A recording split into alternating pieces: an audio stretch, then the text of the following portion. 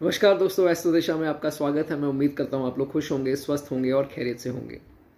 दोस्तों, आज का टॉपिक जो है वो है role of the 10th Lord.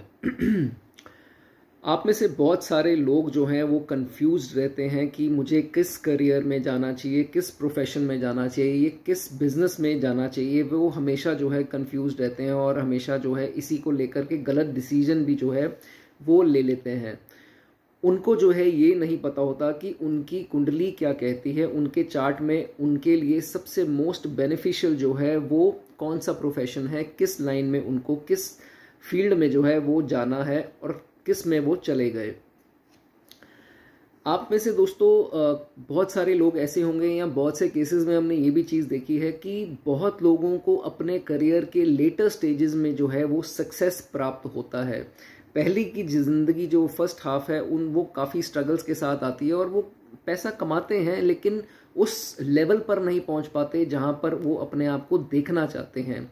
मान लीजिए कि उनकी 30,000 40,000 की पे है, ठीक है, इट्स अ हैंडसम सैलरी, लेकिन उनको ये नहीं पता होता कि उनके चार्ट में तो 70,000 या 80,000 की जो इनकम वाला भी एक योग बनता है और वो उन्होंने सारी लाइफ उसके वो जो है उसमें वो नहीं जा पाए, किसी समहाउ फॉर सम रीज़न वो नहीं जा पाए, उनको क्लैरिटी नहीं थी। तो इसमें ये देखा गया है कि दोस्तों 10th लॉर्ड जो है वो बहुत ही रोल प्ले करता है आपकी चार्ट में, आपको दिशा दिखाने के लिए, आपको डायरेक्शन दिखाने के लिए। एग्जाम्पल के तौर पे दोस्तों आपको बताता हूँ कि मेरे एक क्लाइंट थे, वो आईटी सेक्टर में थे और काफ़ी सालों से थे। तो मेरी उनसे जब बात होती है तो वो बताते हैं कि मैं आईटी सेक्टर में था और मेरा मन वहाँ नहीं लग रहा था। मुझे मेरा इंटरेस्ट जो है आहिस्ता आहिस्ता वहाँ से जो है वो गायब होता दिख रहा था। तो मैंने उनसे पूछा आजकल आप क्या कर रहे हैं, तो उन्होंने बताया कि आजकल मैं फ्री हूँ, वो मैंने जॉब छोड़ दिया है, मेरा मन नहीं लगा। पैसे आ रहे थे लेकिन मेरा मन जो है वहाँ कनेक्ट नहीं हो पा रहा था, मेरा इंटरेस्ट जो है वो नहीं हो पा रहा था। जब उनकी कुंडली देखी मैंने तो उसमें दोस्तों देखा कि इनका जो है कनेक्शन बन रहा है 5th हाउस के साथ। इनका एंटरटेनमेंट में जो है वो करियर सबसे ज़्यादा मैं देख पा रहा था। तो मैंने यही चीज़ उनको बोली कि why don't you try for entertainment के सेक्टर में। तो उन्होंने मुझे ये बताया कि मैं जब छोटा मतलब कॉलेज में था तो मैंने ड्रामा लिया, स्कूल में या कॉलेज में थे तो उन्होंने ड्रामा ऑप्ट किया हुआ था, वो ड्रामा में बहुत अच्छे थे। तो this is what his main interest was कि आप उस लाइन में आपका इंटरेस्ट था, मन भी था आपका, बट समहाउ आप जा नहीं पाए और आपने हो सकता है अपने घर वालों के कहने पे ये करियर ले लिया। अब जो लोग तो घर वालों के कहने पर जाते हैं तो ऑफ्टनली ये देखा गया है कि वो अपनी बेस्ट अपॉर्चुनिटी जो लाइफ की है उसको मिस कर देते हैं, जो कि मोस्ट फ्रूटफुल होने वाली थी।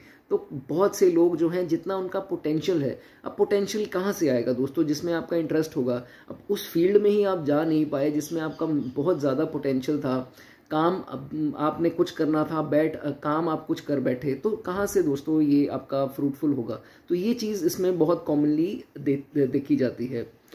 कुंडली है उसमें 12 घर हैं। 12 घर जो है हर एक घर की अपनी वैल्यू है, हर एक घर एक करियर को दर्शाता है। तो आपको ये देखना है कि आपका कनेक्शन उस घर किस घर के साथ बन रहा है जो करियर आपके लिए सबसे ज़्यादा फ्रूटफुल है और आपका मन भी उसमें लगे, आपको उसमें इज्जत मिले, शोहरत मिले, फेम मिले, तो ही आपका मन खुश होगा ना कि नहीं यार मैं तो काम करता रहा, मुझे उसकी अप्रिसिएशन नहीं मिली, 4 लोगों में मेरी इज्जत नहीं बन पाई। तो वो काम करें जिसमें पैसा भी हो, शोहरत भी हो और आपको अप्रिसिएशन भी मिले। तो ये चीज़ें जो हैं वो 10th लॉर्ड से दोस्तों देखते हैं। ऑल इन ऑल सब घर हैं, कोई बैंकिंग को दर्शाता है, कोई स्पोर्ट्स को दर्शाता है, कोई प्रॉपर्टी के योग को दर्शाता है, कोई गवर्नमेंट के योग को दर्शाता है। कुछ बताते हैं कि आपकी फॉरेन सेटलमेंट होगी कि नहीं, वो आपको कितनी सूटेबल जो है वो होगी। रिसर्च को दर्शाता है, इवन एस्ट्रोलॉजी को दर्शाता है, रेकी, टैरो कार्ड रीडिंग या ये सब है, ये सारे टीचिंग हो गया। तो ये सारे हाउसेस के हिसाब से दोस्तों दर्शाते हैं कि आप क्या करेंगे। तो इसमें बहुत से लोग जो है वो क्लैरिटी अपनी लाइफ में नहीं ले पाते, लेकिन 10th लॉर्ड जो है वो सारी क्लैरिटी देता है। अब 10वां घर है किस चीज़ का, इसको कर्म भाव बोलते हैं। आपके कर्म है जो वो 10वां घर है। शनि का घर है तो कर्म भाव बोलते हैं। अब कर्म है तो 10th लॉर्ड क्या है, डायरेक्शन। अब 10th लॉर्ड 10th हाउस तो डायरेक्शन ऑफ कर्मा, आपके कर्म किस डायरेक्शन में जाएंगे ये 10th लॉर्ड ही दोस्तों बताता है। और यही आपके किस्मत का, फॉर्चून्स का जो है वो सोर्स भी है, source of all your fortunes. And also 10th house denotes success and fame and reputation, कि मेरा नाम हो, 10 बंदे कहें कि नहीं मैंने कुछ काम करके दिखाया है, एप्रिसिएशन हो, आप जहाँ भी जाएं सब खड़े हो जाएं, आपकी प्रेज हो। तो ये चीज़ है वो 10वां घर और 10वां लॉर्ड जो है वो दर्शाता है। आई एम श्योर आप में से बहुत सारे लोग होंगे जो नहीं समझ पाते कि मुझे क्या करना है, मेरे चार्ट में क्या क्लैरिटी है, मेरी कुंडली क्या बोलती है। तो अगर दोस्तों आपको किसी भी प्रकार की कन्फ्यूजन है, या आप जानने में इच्छुक हैं, या आप किसी करियर में हैं, खुश नहीं हैं और उसको चेंज करना चाहते हैं, तो ये व्हाट्सएप नंबर है, आप उसमें कंसल्ट दोस्तों कर सकते हैं। मेरी फीस जो है वो ज़्यादा एक्सपेंसिव नहीं है, पर क्वेश्चन इज़ जस्ट 100 रुपीज़। अगर आपको कुंडली एनालिसिस करानी है पार्शियल 500, एंड अगर आपको डिटेल्ड में पूरी कुंडली analysis with each planets discussion अगर आपको करानी है, दैट इज़ फॉर 1100। एंड आप feel free to contact me, don't hesitate. आप व्हाट्सएप पे मैसेज कर सकते हैं, तो उसका रिप्लाई जितनी जल्दी जितना प्रॉम्प्टली हो सकता है मैं आपको कर दूंगा। बट एक रिक्वेस्ट है आपसे दोस्तों कि 8 बजे के बाद कॉल मत कीजिए, सिर्फ मैसेज कीजिए, और खासकर 10 बजे के बाद मैसेज मत कीजिए। स्लीप टाइम में आप डिस्टर्ब मत करें। सुबह 10 से लेकर 8 बजे का टाइम है, उसमें आप कभी भी जो है वो मैसेज कर सकते हैं। जितनी जल्दी हो सके आपको उसका रिप्लाई जो है वो दिया जाएगा।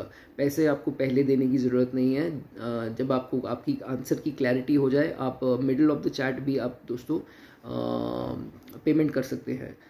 तो जल्दी मिलेंगे दोस्तों। आई होप मेरी ये वीडियो आपको पसंद आई होगी। चैनल को सब्सक्राइब कर दे ऐसी वीडियोज़ के लिए, और फील फ्री टू कॉन्टैक्ट इस नंबर पर। थैंक यू दोस्तों, गॉड ब्लेस यू।